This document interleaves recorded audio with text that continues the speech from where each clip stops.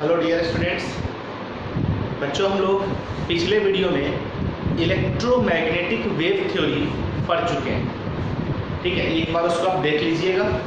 अब उसी को हम थोड़ा आगे कंटिन्यू कर रहे हैं। पिछले वीडियो में जो हमने पढ़ा था इलेक्ट्रोमैग्नेटिक वेव थ्योरी, उस वेव के कैरेक्टरिस्टिक्स के बारे में हम इस वीडियो में स्टडी करेंगे। हमारे साथ लिखते चलिए आप, कैरेक्टरिस्टिक्स ऑफ ए वेव।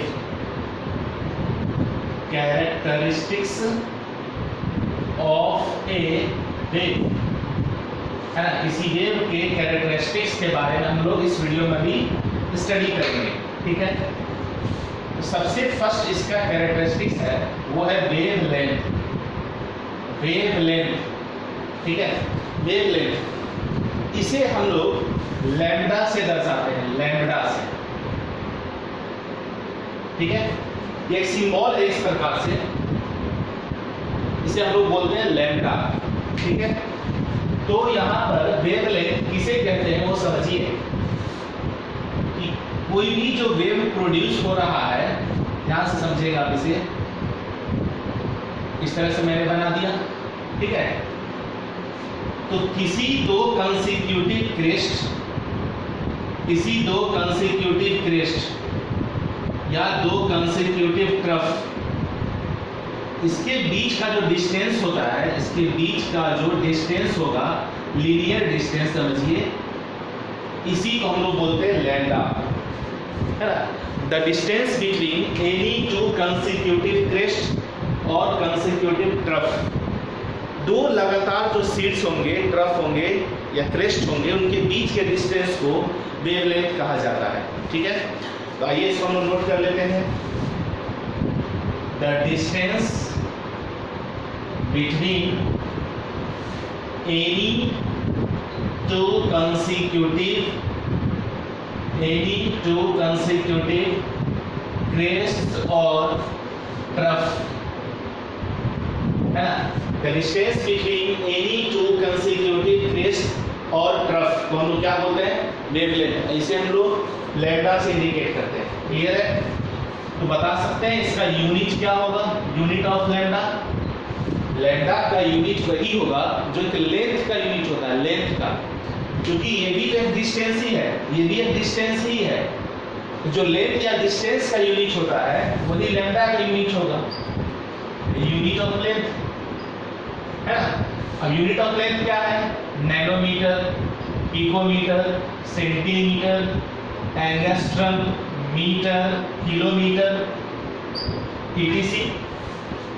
तो ये सब कुछ यूनिट है लेंथ के, जो बहुत प्रचलित है ना। इन्हीं सब यूनिट का इस्तेमाल हम लोग जनरली पूरे केमिस्ट्री में करते हैं। तो जो लेंथ का यूनिट होगा, क्योंकि ये भी एक लेंथ है, ये भी एक लेंथ ही है, लेंथ का यूनिट ही वेवलेंथ का यूनिट होगा। समझ में आ गई बात? वेवलेंथ किसको बोल रहे हैं? दो कंसेक्यूटिव क्रेस्ट या दो कंसेक्यूटिव ट्रफ के बीच के डिस्टेंस को, डिस्टेंस का यूनिट होता है लेंथ, मतलब जो लेंथ का यूनिट होगा वही हमारे वेवलेंथ का भी यूनिट होगा। अब ये सब आपस में इंटर कन्वर्टेबल है। ये सारी चीज आप लोग को फर्स्ट चैप्टर में जब कन्वर्सन फैक्टर पढ़ा रहे थे, सब बेसिक कॉन्सेप्ट ऑफ केमिस्ट्री, वहाँ इन सभी यूनिट्स के बीच मैंने रिलेशन बताया था। वैसे एक बार आप देख लो फिर से।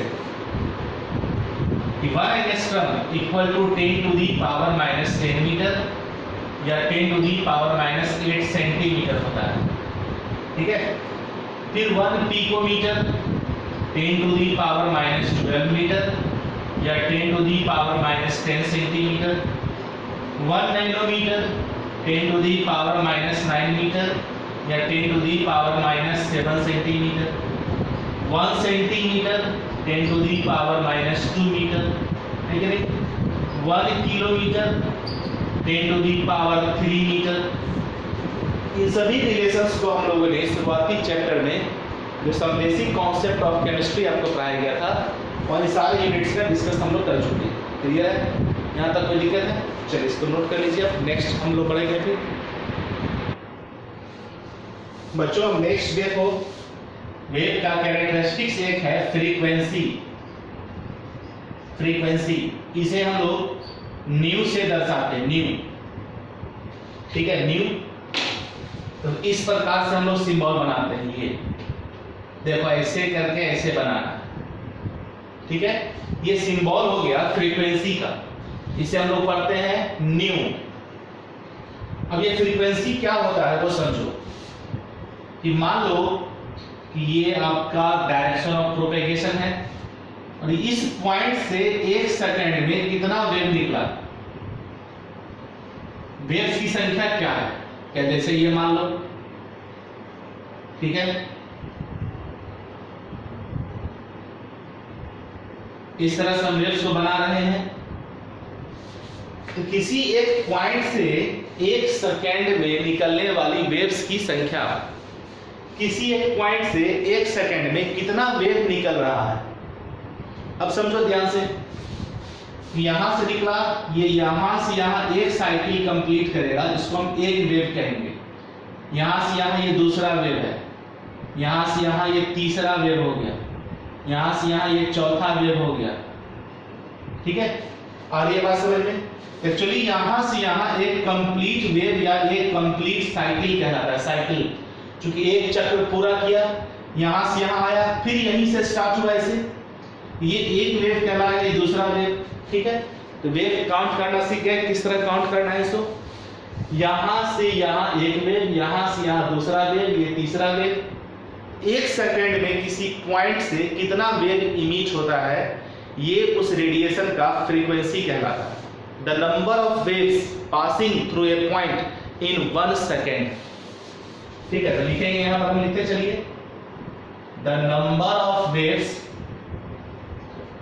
Passing through a point, passing through a point in 1 second. 1 second में किसी पॉइंट से, किसी सोर्स से निकलने वाली वेव्स की संख्या फ्रीक्वेंसी कहलाती है, ठीक है। इसका यूनिट क्या होता है पता है, यूनिट ऑफ फ्रीक्वेंसी यानी न्यू, हर्ट्ज, हर्ट्ज HZ, ठीक है। नाम सुने हर्ट्ज, ये फ्रीक्वेंसी का हमारा यूनिट है, ठीक है। 1 हर्ट्ज जो होता है ना, और इसका यूनिट ये भी होता है साइकिल पर सेकेंड, साइकिल पर सेकेंड, इसे हम लोग बोलेंगे CPS, है ना, साइकिल पर सेकेंड CPS। साइकिल यहाँ कहने का मतलब हुआ, ये साइकिलिंग ऐसे नहीं बोल रहे, साइकिल मींस क्या कि कोई भी एक वर्क जो है का रिपीट हो रहा है, रिपीटेड। तो देखो यहां से यहां एक साइकिल काउंट करेंगे, यहां से यहां दूसरा साइकिल, ये तीसरा साइकिल। साइकिलिंग का मतलब यहाँ पर है ना कि अगेन एंड अगेन किसी चीज का रिपीट होना, उसको हम साइकिल बोलते हैं, ठीक है। आ रही बात समझ में। तो यहाँ पर 1 सेकेंड में कितना वेव निकला, वेव्स की संख्या जो होगी, जो किसी पॉइंट से 1 सेकेंड में इमिट होगा, उसी को हम लोग बोलते हैं फ्रीक्वेंसी। तो 1 हर्ट्ज जो है 1 CPS के बराबर होता है, या इसी को हम बोल सकते हैं 1 वेव पर सेकेंड, या सिंपली 1 पर सेकेंड भी बोलते हैं, यानी 1 हर्ट्ज इक्वल टू 1 पर सेकेंड। यहां पर सेकेंड क्या है, कोई भी चीज अगर रिपीट होता है, जैसे मान लो कि फैन चलता है, पंखा चल रहा है, 1 सेकेंड में कितना बार घुमा, सोचो, 20 बार, 25 बार, 30 बार, ये पंखा के घूमने का फ्रीक्वेंसी कहलाता है, ठीक है। या जैसे समझो आपने देखा होगा मॉस्किटो को, उसका पंख जो है वो फरफराते रहता है, या फ्लाइज को देखिए, तो अगर पूछा जाएगा कि 1 सेकेंड में वो जो मॉस्किटो है उसका पंख कितना बार फरफरा रहा है, ठीक है। आपने देखा हो कभी कभी सरकारी जॉब में टाइपिंग स्पीड ढूंढता है कि पर मिनट आप कितना टाइप कर पाते हैं लेटर को। अगर मान लो आप 1 मिनट में 45 वर्ड टाइप करते हैं, 45 वर्ड, तो आपका फ्रीक्वेंसी कहलाएगा क्या, 45 वर्ड पर मिनट, यानी प्रत्येक 1 यूनिट टाइम में, यानी पर मिनट में आपने 45 वर्ड टाइप किए, तो यूनिट क्या होगा, 45 वर्ड पर मिनट। ये सब फ्रीक्वेंसी ही कहलाता है। और ये बात समझ में। अगर आपने कभी रेडियो सुना होगा, उसमें देखते होंगे बोलता है रेडियो मिर्ची, रेडियो मिर्ची, जिसका फ्रीक्वेंसी 98.3 मेगाहर्ट्ज। आपने सुना होगा इस तरह का चीज, रेडियो मिर्ची, जिसका फ्रीक्वेंसी 98.3 मेगाहर्ट्ज है। तो आप देखोगे इस तरह से रेडियो में हमेशा अनाउंस करते रहता है रेडियो मिर्ची 98.3 मेगाहर्ट्ज पर, ठीक है। तो मेगाहर्ट्ज यहाँ कहने का मतलब हुआ कि 98.3, और मेगा का मतलब क्या होता है 10⁶, और हर्ट्ज का लिखेंगे हर्ट्ज। क्या इसका मतलब निकला कि 98, अगर ये पॉइंट हटाते हैं तो नीचे 0, और 0 से एक 0 कटेगा तो 5 बचेगा, 1 2 3 4 5, ठीक है। अब इसको काउंट करो, इकाई, दाई, सैकड़ा, हजार, 10,000, लाख, 10 लाख, करोड़, 9,83,00,000। जो रेडियो मिर्ची रेडियो स्टेशन है जहां से ये जो हम लोग गाना सुनते हैं वो ब्रॉडकास्ट होता है रेडियो स्टेशन से, रेडियो मिर्ची स्टेशन से, वो अपना फ्रीक्वेंसी बताता है, ठीक है। आप देखते होंगे कि रेडियो में जो आगे गोल घुमाने वाला रहता है, ठीक है, आप FM पे जाते हैं FM और उसको घुमाते हैं जैसे बैंड को हम लोग, तो 98.3 जैसे ही उसका लाइन आ जाता है वहाँ रेडियो मिर्ची का गाना हम लोग सुनने लगे थे, ठीक है। तो 98.3 मेगाहर्ट्ज क्या है, उस रेडियो मिर्ची जो रेडियो स्टेशन है उसका फ्रीक्वेंसी है, यानी उसके जो छत पर आप देखते होंगे बड़े बड़े टावर या बड़े बड़े एंटीना लगे हुए होते हैं, ठीक है, जो ट्रांसमीटर होता है लगा हुआ, वहां से हर सेकंड 9,83,00,000 वेव इमिट हो रहे हैं। ये है उसका ब्रॉडकास्टिंग का फ्रीक्वेंसी रेडियो मिर्ची का 98.3 मेगाहर्ट्ज।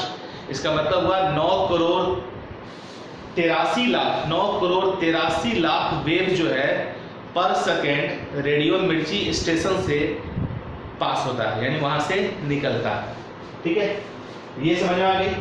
इसको लिख सकते हैं ऐसे, इतना तो सेकेंड भी बोल सकते हैं, 983 1 2 3 4 5 इतना सेकेंड पर सेकेंड मींस व्हाट, इतना वेव्स पर सेकेंड, यानी उस रेडियो मिर्ची स्टेशन से इतना वेव्स पर सेकेंड निकलता है, ठीक है। रेडियो धमाल आप सुनते हो, रेडियो धमाल 106.5 या 106.8 इस तरह से कुछ वो अनाउंस करता है, ठीक है। आ रही बात समझ में, कोई दिक्कत है? ये हो गया हमारा फ्रीक्वेंसी। चलो इसका स्क्रीनशॉट ले लो, फिर आगे की तरफ बढ़ते हैं। बच्चों अब हम लोग नेक्स्ट कैरेक्टरिस्टिक्स पढ़ेंगे वेव्स का, जिसको हम लोग बोलते हैं वेलोसिटी, ठीक है। इसके शुरू करने से पहले मैं आपको छोटा चीज शेयर कर दूँ कि इस वीडियो या पिछले वीडियो में आपको, आप अगर हेडफोन लगाकर सुन रहे होंगे तो आपको देखे होंगे कि इस वीडियो में पढ़ाने के दरमियान कुछ बाहरी चीज़ से भी आप लोगों को सुनाई पड़ रहा होगा, अगर आप ध्यान से सुनेंगे, ठीक है। उस चीज़ को इग्नोर करेंगे, क्योंकि अभी आप देख रहे हैं शादी विवाह का माहौल है ना, तो आसपास में बहुत सारी शादियाँ होती हैं, उसके जो छत पर लाउड स्पीकर बजते हैं या बड़े बड़े डीजे साउंड बजते रहते हैं, वो भी हमारे रूम में थोड़ी सी उसकी आवाज़ आ जाती है, ठीक है।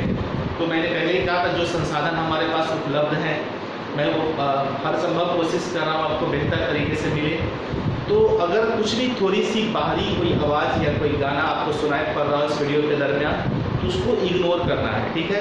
लगन का टाइम है, हर घर में शादी विवाह का माहौल है, हमारे आसपास में बहुत सारी शादियाँ हो रही है हमारे घर के आसपास में। वो जब बहुत मैंने अपने रूम को बहुत ही पैक करके बनाया है, फिर भी थोड़ी सी आवाज़ इतने लाउडली बजाएंगे तो वो तो थोड़ी सी आवाज़ आ ही जाएगी, ठीक है ना। ऐसे चीज़ को आप इग्नोर करेंगे और हमारी बातों को केवल ध्यान से सुनेंगे, ठीक है। क्लियर? आइए देखते हैं वेलोसिटी क्या है।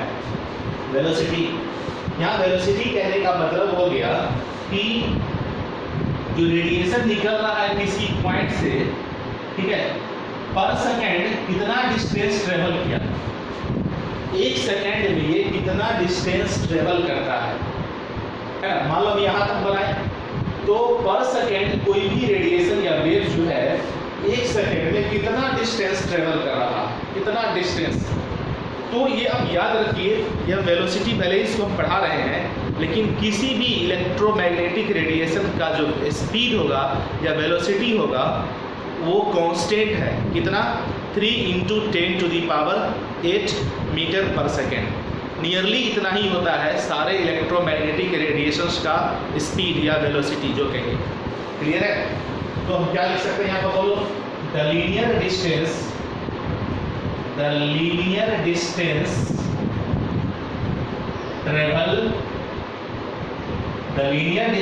Travel by the wave by the wave in 1 second, 1 second में कितना डिस्टेंस ट्रेवल हुआ। अब डिस्टेंस कहने का मतलब यहां पर ये नहीं सोचना है कि वेव ऐसे निकला, ठीक है, ये बिल्कुल नहीं सोच रहा है, इसकी बात नहीं कर रहे, ये हमारा डिस्टेंस नहीं है, इसको मेजरमेंट नहीं कर रहा है, हम इसकी बात कर रहे हैं। ये जो हमारा लीनियर डिस्टेंस हो रही है, ये कितना गया 1 सेकेंड। ऐसा ना हो कि आप इसे मापना शुरू कर देंगे, ये लेंथ नहीं मेजर कर रहा है, हम इस लेंथ की बात कर रहे हैं, ठीक है, कि पर सेकेंड रेडिएशन कितना लीनियर डिस्टेंस ट्रेवल कर रहा है, ठीक है। तो इससे हम लोग सी से दर्शाते हैं, सी एक लेटर है, सी से इसको इंडिकेट किया जाता है ना। और आप जानते हैं कि वेलोसिटी ऑफ लाइट जो होगा, वेलोसिटी ऑफ लाइट या इलेक्ट्रोमैग्नेटिक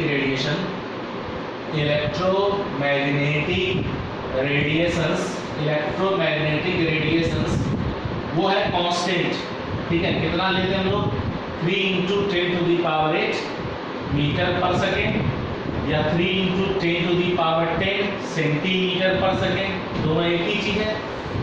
ये हो गया स्पीड जो कांस्टेंट होगा इलेक्ट्रोमैग्नेटिक रेडिएशन का।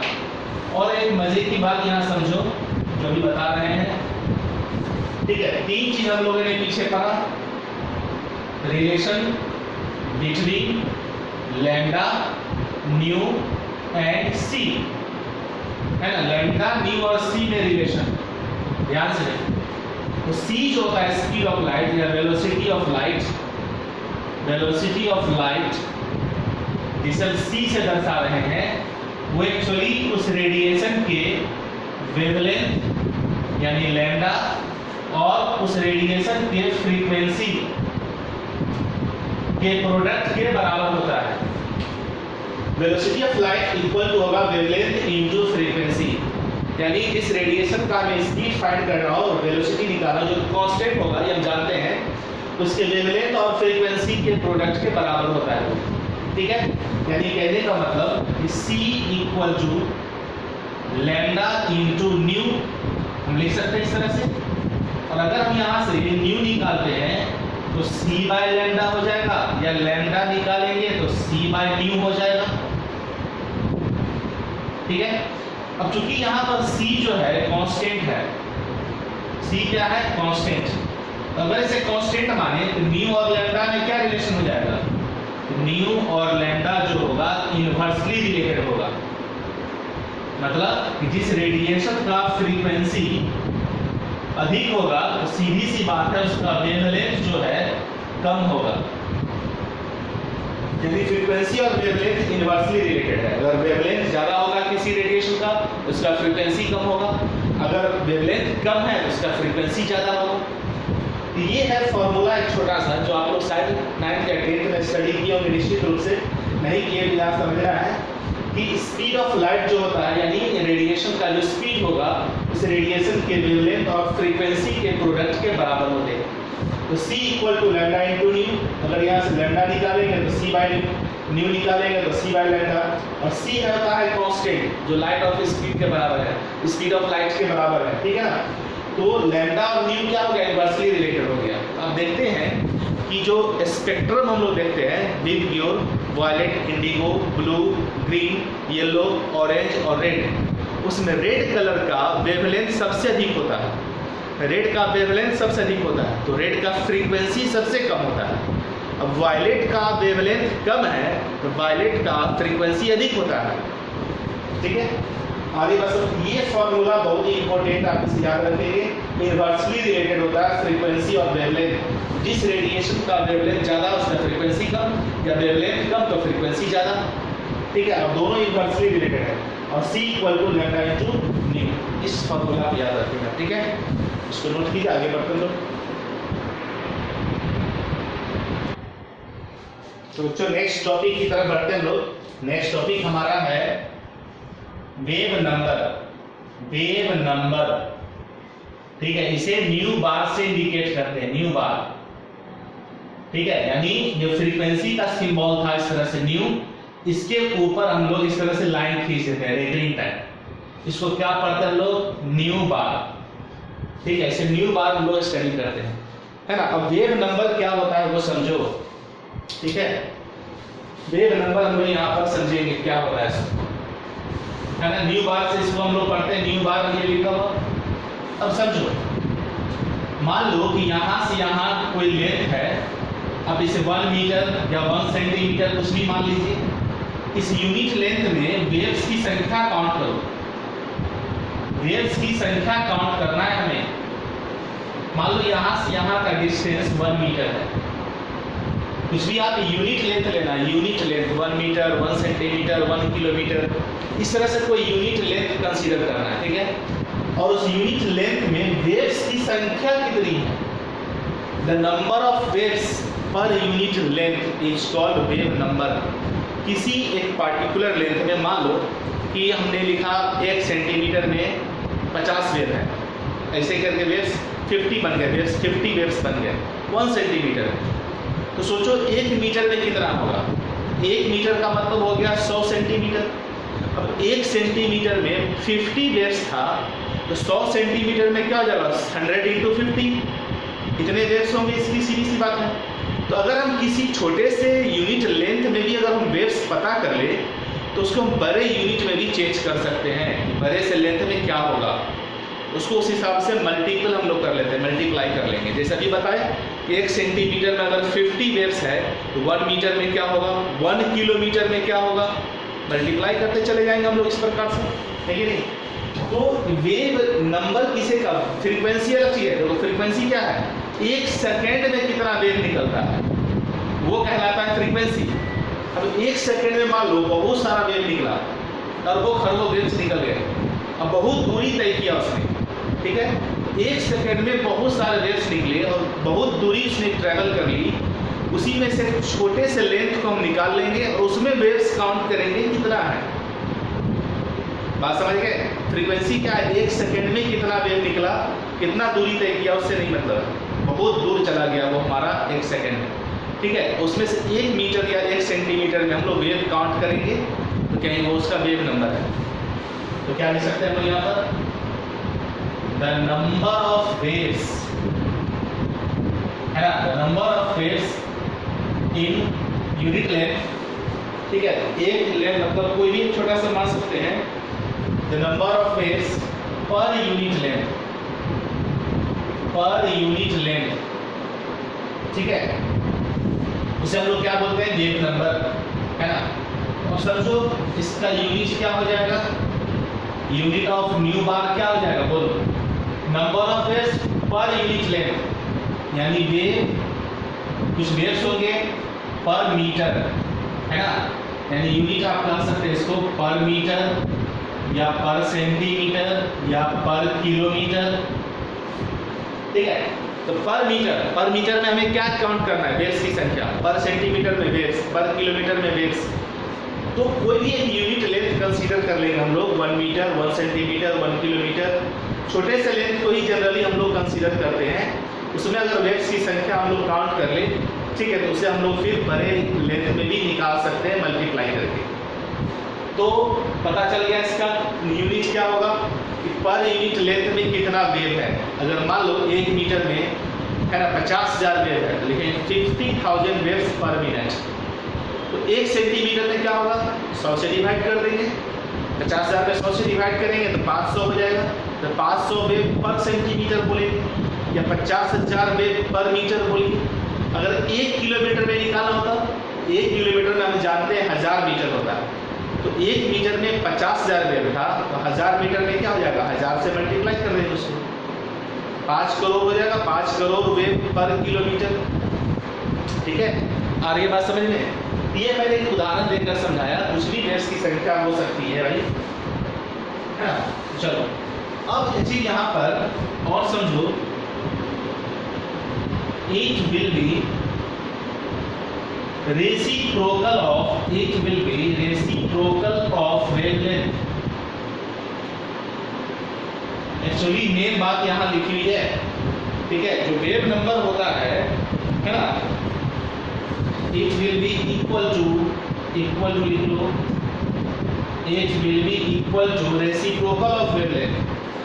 मीन्स क्या कि अगर हमें किसी रेडिएशन का वेवलेंथ पता हो, वेवलेंथ अगर पता हो, ये वेवलेंथ दो कंसेक्यूटिव क्रेस्ट या दो कंसेक्यूटिव तरफ के बीच का लेंथ अगर हमें पता है, उस लेंथ में अगर उसका रेसिप्रोकल कर दे 1/वेवलेंथ, ठीक है, तो वो वेव नंबर कहलाता है ना।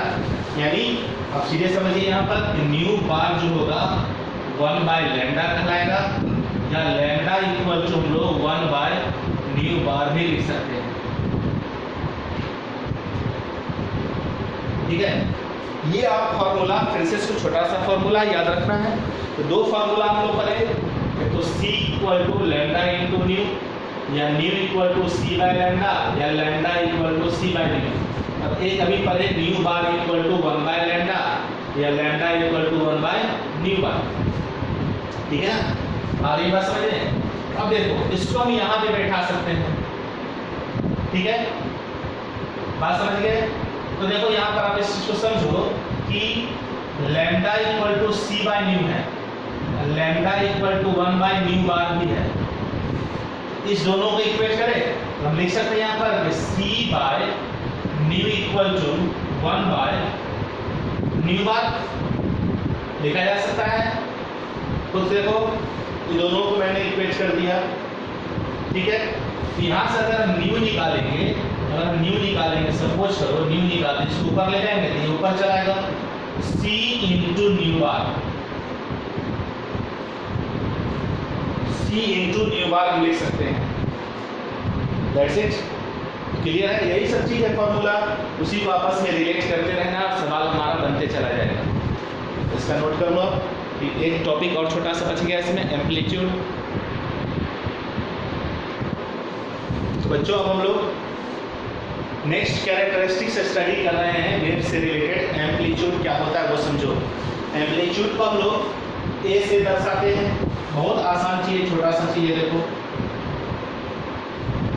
ये हमारा मान लो वेव है, ठीक है। तो इस वेव का हाइट क्या है, ये हाइट क्या है, या इसका ये डेप्थ क्या है, बस यही हमारा कहलाता है एम्पलीट्यूड, या ये कहलाता है एम्पलीट्यूड, ठीक है। हाइट ऑफ द क्रेस्ट और डेप्थ ऑफ द ट्रफ। जो क्रेस्ट यहाँ प्रोड्यूस होगा वेव्स का, उसका हाइट क्या है या ट्रफ का डेप्थ क्या है, वो एम्पलीट्यूड कहलाता है। बस एक लाइन में इसे हम लोग डिफाइन कर सकते हैं। क्या लिखेंगे इसमें हम लोग?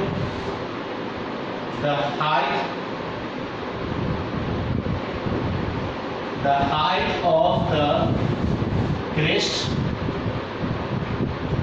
या लिख सकते हैं depth of the trough, depth of the trough, height of the crest या depth of the trough। अगर इसका यूनिट पूछा जाएगा, एम्पलीट्यूड का यूनिट क्या होगा, सोचो, खुद से सोचो, इसका यूनिट क्या होगा। क्योंकि एक हाइट है या डेप्थ है, तो हाइट को भी हम लोग लेंथ में ही मेजर करेंगे, सेंटीमीटर, मीटर, पिकोमीटर में। या डेप्थ की अगर हमको गहराई नापनी है तो भी हम लेंथ का ही यूनिट इस्तेमाल करेंगे। सोचो, खुद से सोचो, ये हाइट है, डेप्थ है, जिसको हम लोग लेंथ के यूनिट से ना मेजर करेंगे, इसका यूनिट क्या हो जाएगा, यूनिट ऑफ लेंथ ही होगा। और लेंथ का यूनिट हम लोग nanometre, picometre, angstrom, centimetre, metre, kilometre, इन सभी यूनिट्स का हम लोग जनरली इस्तेमाल करते हैं, ठीक है। तो जो लाइट के केस में हम लोग एम्पलीट्यूड पढ़ते हैं, वो सब mainly nanometre, metre, angstrom, centimetre, इन्हीं सभी में मेजर किए जाते हैं, ठीक है। नैनोमीटर, पिकोमीटर, इस टाइप से ये सब हमारा मेन यूनिट हो गया लेंथ का। यही यूनिट क्या हो गया, एम्पलीट्यूड का यूनिट है, ठीक है। अब इसमें एक मजे की बात सीखो कि इसका हाइट जो होगा यहाँ पर जितना ज़्यादा होगा, एम्पलीट्यूड कहने का मतलब, ठीक है, एम्पलीट्यूड लाइट का जितना अधिक होगा, उस लाइट का ब्राइटनेस उतना अधिक होगा, ब्राइटनेस, ठीक है। यानी एम्पलीट्यूड का जो हाइट, यानी क्रेस्ट का जो हाइट है या ट्रफ का जो डेप्थ है, ठीक है, तो वो उसके ब्राइटनेस को दर्शाता है। जितना अधिक एम्पलीट्यूड होगा उतना अधिक ब्राइटनेस होगा, है ना। क्या लिख सकते हैं लोग, ग्रेटर